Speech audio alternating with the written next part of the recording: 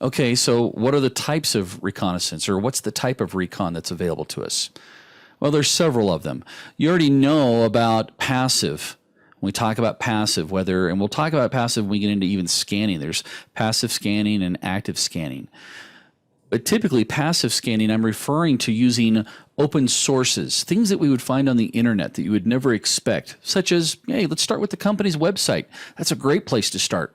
Believe it or not, I can find out a lot of information about that company based off their website, and not just their current website. There's a way for me to go back in time and look at their website. We'll show you how to do that a little bit later on. So again, passive reconnaissance is being able to use public available sources to get as much information as we can gather. It requires no direct, because remember, if I have direct contact with the target, that's considered active. Now, the type of information I can gather with passive reconnaissance could include IP addresses that are available on the internet, the operating systems, the web server software that's being utilized, if they have any services open on those systems, UDP or TCP based, if they have any access control mechanisms, or if they have an IDS appliance, which is an intrusion detection system. The other type is obviously active. Active reconnaissance includes touching the target. Maybe going for a job interview, asking questions of the employees, casing out the joint, walking through the environment and see what you can find out, what you can discover.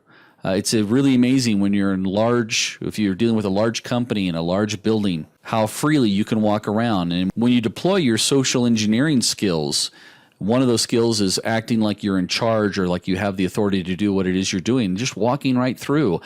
That's why so many criminals get away with stuff, is because many times they do it just to be blatant, or they're just very blatant about grabbing something and taking off. But we'll cover that in another course that we'll have just on social engineering. But that's more active. Anonymous.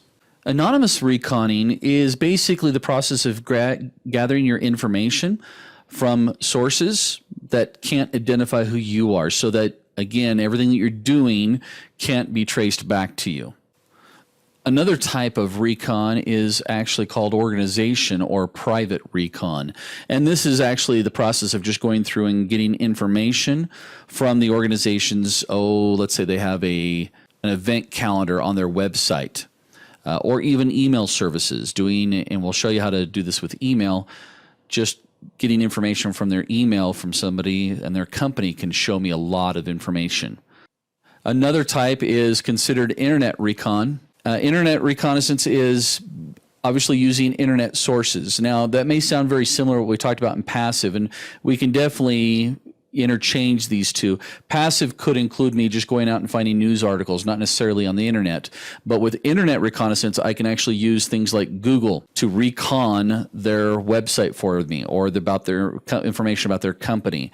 Again, we're going to go through and show you some really interesting tools. I told you that I can go back and look in time at their website, what it looked like before. And why would that help me?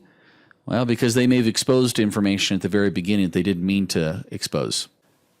And finally, we have pseudonymous reconnaissance. Pseudonymous is basically you going through, collecting information, or the process of gathering the information from sources that have been published on the internet, but they may not be published from direct employees, or maybe the employee or somebody's hiding information like a whistleblower.